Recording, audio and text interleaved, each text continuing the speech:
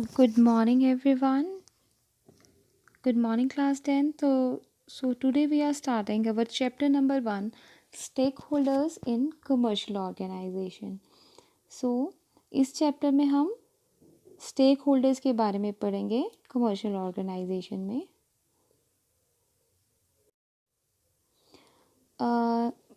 सबसे पहले पढ़ेंगे meaning of stake holders. The term stake holders had developed from the word stake which means an interest और expected benefits. That means कि stake holders word जो है वो stake word से बना है. स्टेक वर्ड का मतलब होता है एन इंटरेस्ट, ठीक है, या फिर एक्सपेक्टेड बेनिफिट. तो so it means those individual persons, groups or institutions which have a stake, which have an interest in the functioning and performance of a commercial organization or a business enterprise. कि जब किसी person का, किसी group का या किसी institution का किसी बिजनेस की, कमर्शियल ऑर्गेनाइजेशन या किसी बिजनेस एंटरप्राइज की फंक्शनिंग में, उनकी परफॉर्मेंस में कोई इंटरेस्ट हो तो उसे बोलते हैं stake holders, right. The decision and the organization influences the stake holder directly और इनडायरेक्टली. तो इसी तरह कहता है कि जो भी ऑर्गेनाइजेशन के फंक्शंस हैं, उनके डिसीजंस हैं, एक्शन है, उनका स्टेक होल्डर्स पे डायरेक्टली या इनडायरेक्टली इफेक्ट पड़ता है. इसीलिए वो इंटरेस्टेड होते हैं किसी ऑर्गेनाइजेशन की इंफॉर्मेशन में. So these stake holders may very greatly from a very few individual to large institutions as the government. और ये स्टेक होल्डर्स कोई फ्यू इंडिविजुअल भी हो सकते हैं और लार्ज इंस्टीट्यूशन लाइक गवर्नमेंट भी हो सकती है, ठीक है. So when a commercial organization interact closely with various groups in society, कि जब एक कमर्शियल ऑर्गेनाइजेशन सोसाइटी के वेरियस ग्रुप से इंटरेक्ट करती है या कम्युनिटी से इंटरेक्ट करती है, ठीक है, और सोशल ग्रुप से, so commercial organization must seriously consider the interest of इस स्टेक होल्डर्स. इसीलिए कमर्शियल ऑर्गेनाइजेशन अपने स्टेक होल्डर्स के इंटरेस्ट को सीरियस लेती है. Stake holders can combine, block और डिले इन इस ऑपरेशन, कि स्टेक होल्डर्स ही उनके ऑपरेशन, उनके कामकाज को डिले भी कर सकते हैं और ब्लॉक भी बंद भी कर सकते हैं. स्टेक होल्डर्स का पॉजिटिव इफेक्ट भी होता है कमर्शियल ऑर्गेनाइजेशन पे और नेगेटिव इफेक्ट भी. पॉजिटिव इफेक्ट कैसे होता है कि when the positive side, stake holders provide the necessary resources, कि स्टेक होल्डर्स ही नेसेसरी रिसोर्सेज प्रोवाइड करते हैं, ठीक है, सपोर्ट करते हैं बिजनेस को, उनको फाइनेंस देते हैं, लेबर देते हैं, रॉ मटेरियल, मशीनरी. जब स्टेक होल्डर्स ये सारी चीज़ें प्रोवाइड करता है, this is called positive side of stake holders, ठीक है.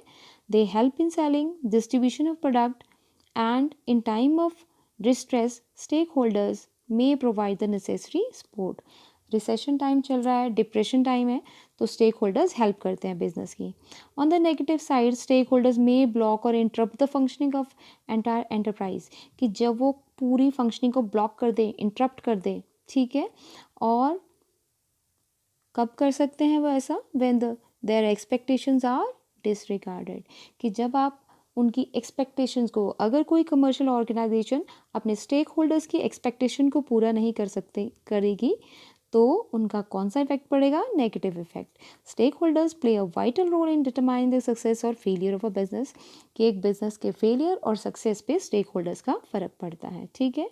Commercial organization can not survive और ग्रो फॉर लॉन्ग, कि कमर्शियल ऑर्गेनाइजेशन कभी भी ज़्यादा लंबे समय तक ग्रो नहीं कर सकते, लॉन्ग टाइम तक ग्रो नहीं कर सकते हैं, ना ही वो सर्वाइव कर सकते हैं. कब तक, जब तक कि वो अपने स्टेक होल्डर्स के इंटरेस्ट का ध्यान ना रखें, ठीक है.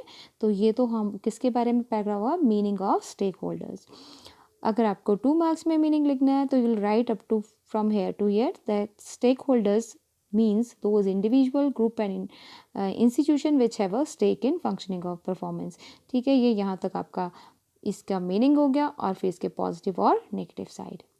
Now our next topic is distinction between stake holders and share holders. अब नेक्स्ट टॉपिक है कि क्या डिफरेंस है स्टेक होल्डर्स और शेयर होल्डर्स. अब देखो, the person and the group who owns the share of a company, कि वो पर्सन या ग्रुप ऑफ पर्सन जिसने किसी कंपनी के शेयर परचेज करे हैं, they are known as share holder. They contribute the company's share capital and assume the risk of loss, कि उन्होंने कंपनी में कैपिटल इन्वेस्ट करा है, रिस्क उठाया है.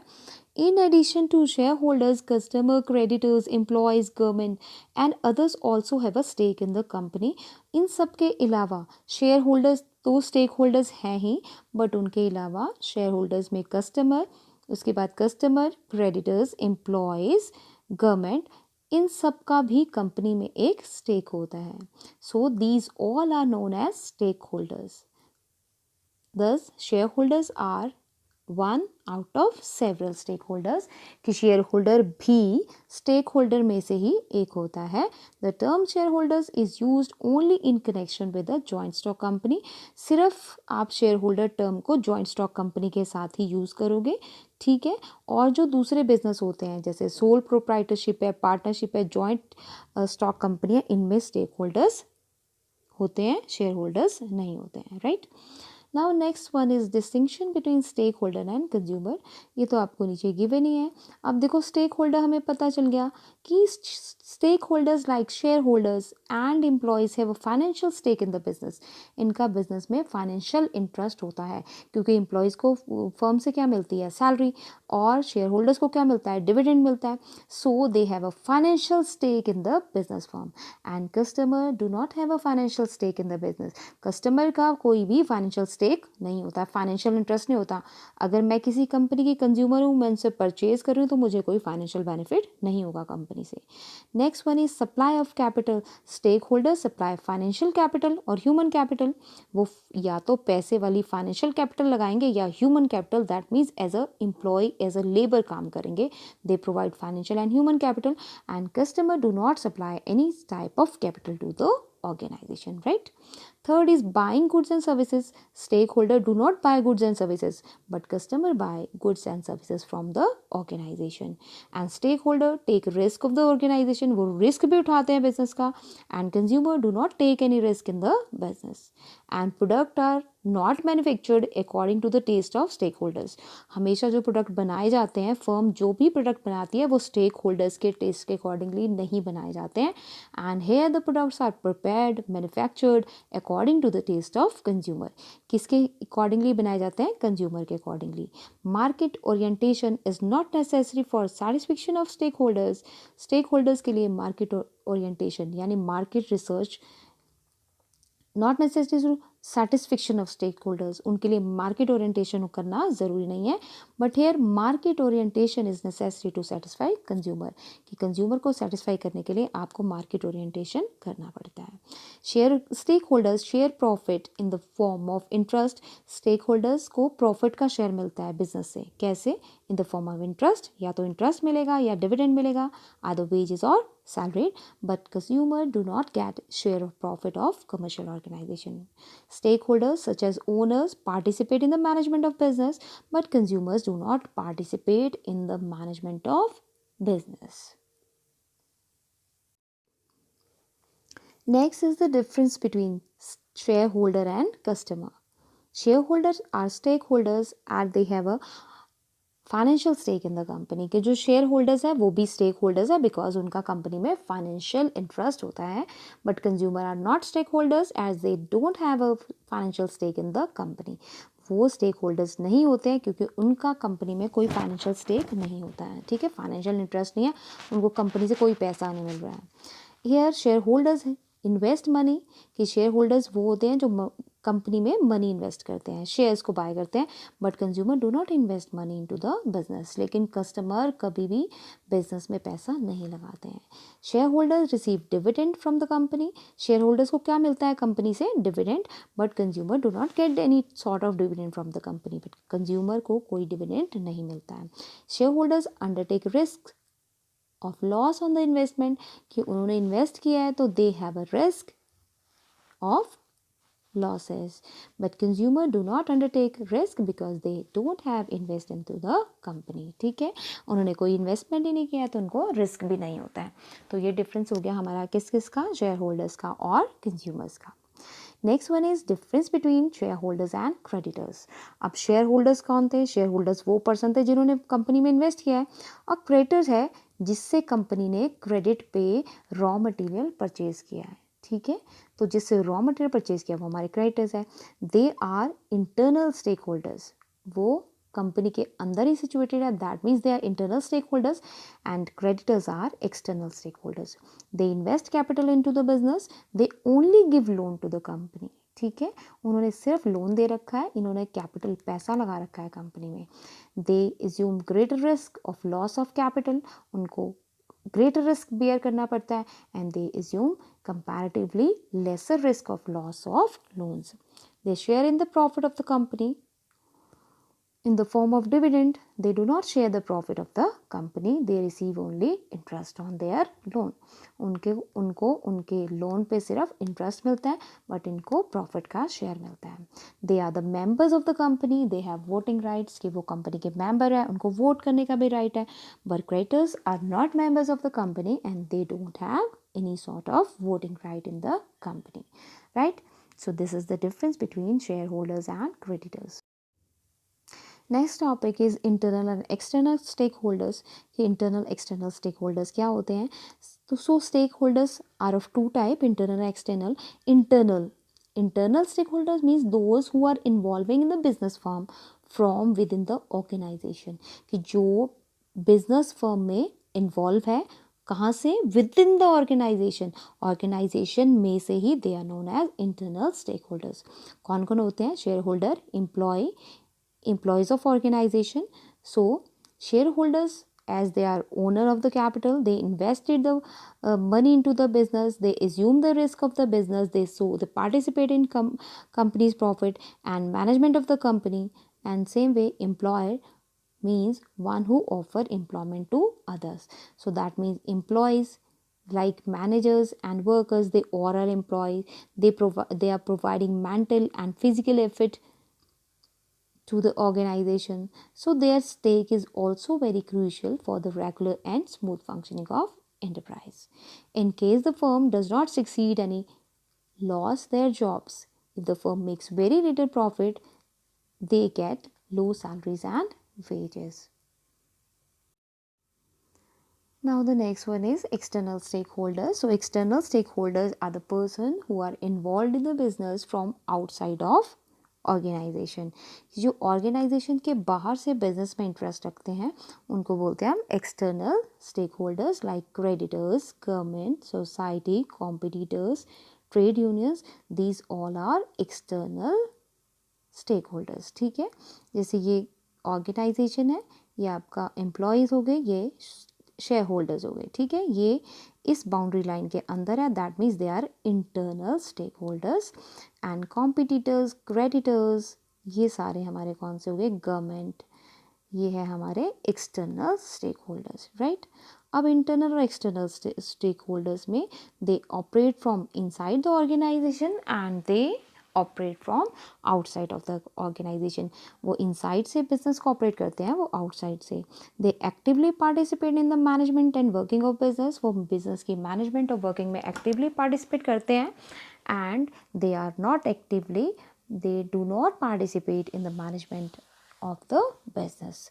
They consist of, इसमें कौन कौन आता है? employees और manager, that means employees and owner. They consist of supplier, customer, competitors, government and general public. ठीक है, so here this topic of I is completed. Now the next topic is expectation of stakeholders, कि stakeholders की क्या क्या expectations होती हैं। सबसे पहले owners कौन होते हैं? those who provide capital to the business, ठीक है, and takes risks. So what are their expectations? First one, they want reasonable return, यानी उन्हें चाहिए अपने रिटर्न्स, दैट मीन्स प्रॉफिट चाहिए। ठीक है, एप्रिसिएशन इन शेयर वैल्यू, कि उनका जो बिजनेस में शेयर लगा है उसकी वैल्यू बढ़े। सेफ्टी ऑफ कैपिटल चाहिए and information on financial position, कि कंपनी कैसी चल रही है, कंपनी की फाइनेंशियल पोजीशन कैसी चल रही है, उसकी इंफॉर्मेशन भी चाहिए किसे? शेयर होल्डर्स को। And they want to participate in policy decision, कि कंपनी क्या क्या डिसाइड कर रही है अपने लिए, उसमें पार्टिसिपेशन में भी किसे चाहिए, ओनर्स को। Next one, board of directors. Board of directors का क्या काम होता है बेटे, they want to guide and control the working of organization, कि बोर्ड ऑफ डायरेक्टर्स को पूरी कंपनी के लिए कंट्रोल करना है और उसको गाइडेंस प्रोवाइड करनी है। So what they want, their expectation is freedom of management, कि उनको मैनेज करने के लिए फ्रीडम चाहिए, फेयर रेम्यूनरेशन चाहिए, सैलरी चाहिए ठीक अच्छी, डिग्निटी ऑफ पोजीशन, की पोजीशन के अकॉर्डिंगली उनकी रिस्पेक्ट भी हो, and they want reasonable tenure, और कामकाज करने का टाइम भी थोड़ा रीजनेबल होना चाहिए। ये नहीं कि उन्हें आपको पता है कि 8 वर्किंग आवर्स होते हैं, तो ये नहीं कि आप उनसे 10 आवर्स वर्क करवा रहे हो या 12 आवर्स, ठीक है। So they want reasonable tenure. After that employ क्या करते हैं बेटे, employ providers physical and mental efforts, कि एम्प्लॉयज़ फिजिकल एफर्ट्स भी लगाते हैं ऑर्गेनाइजेशन में और मेंटल भी। सो व्हाट दे वांट, उनको क्या क्या चाहिए, उनको बिजनेस से चाहिए फेयर रेम्यूनरेशन, कि उन्हें सैलरी अच्छी मिलनी चाहिए, वर्किंग कंडीशंस अच्छी होनी चाहिए, उनको अपॉर्चुनिटी मिलनी चाहिए ग्रोथ और डेवलपमेंट की, and they want social security मिलनी चाहिए, वेलफेयर होना चाहिए, शेयर इन प्रॉफिट में भी कुछ हिस्सा मिलना चाहिए, और कंपनी की पॉलिसीज़ में पार्टिसिपेशन का राइट भी, ठीक है। तो ये किसका एक्सपेक्टेशंस होती हैं, एम्प्लॉयज़ की। नेक्स्ट वन इज सप्लायर कौन होते हैं, those who provide raw material to the firm, कि वो लोग जो फर्म को रॉ मटेरियल दे रहे हैं वो हमारे सप्लाईज हैं। What they want fair and timely payment, कि हमें फेयर पेमेंट, ठीक पेमेंट मिल जानी चाहिए और टाइमली मिलनी चाहिए, जो हमने फर्म को रॉ मटेरियल दिया है उसके पैसे हमें टाइमली मिल जाने चाहिए। And they want regular order from the firm, कि हमें हर महीने रेगुलर ऑर्डर मिलते रहने चाहिए। They want correct information about the firm, ठीक है, फर्म की फाइनेंशियल पोजीशन के बारे में उन्हें करेक्ट इन्फॉर्मेशन चाहिए, कि फर्म हमारा पैसा वापस भी कर सकती है या नहीं। They want healthy business relations, और उन्हें क्या चाहिए, बिजनेस से हेल्दी बिजनेस रिलेशंस, कि अच्छे बिजनेस रिलेशंस होने चाहिए। Next one is government and regulatory agency, ठीक है। अब गवर्नमेंट का काम क्या है, they want to regulate the functioning of business in public interest, उनका काम है ये देखना बिजनेस की फंक्शनिंग क्या लोगों के इंटरेस्ट में है या नहीं है। So they want regular taxes, ठीक है, they want pay taxes and other dues regularly, government चाहती है कि बिजनेस अपने टैक्सेस रेगुलरली पे करे, and follow laws of the land के लॉज को फॉलो करे, and cooperate in schemes of economic and social development, कि सोशल डेवलपमेंट के और इकोनॉमिक डेवलपमेंट की स्कीम्स को क्या करे, कॉपरेट करे गवर्नमेंट के साथ। Next is general public. अब जनरल पब्लिक का क्या इंटरेस्ट होता है, that due to contribution of business to the local economy, कि जनरल पब्लिक चाहती है कि जहाँ पे भी बिजनेस है वो आसपास के एरिया को डेवलप करें।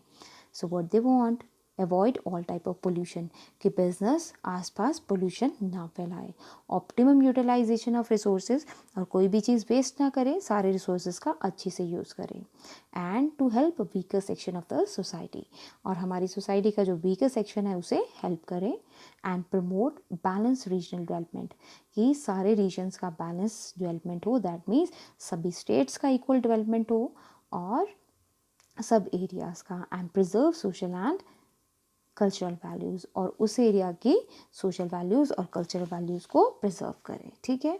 सो in this way our this chapter is completed.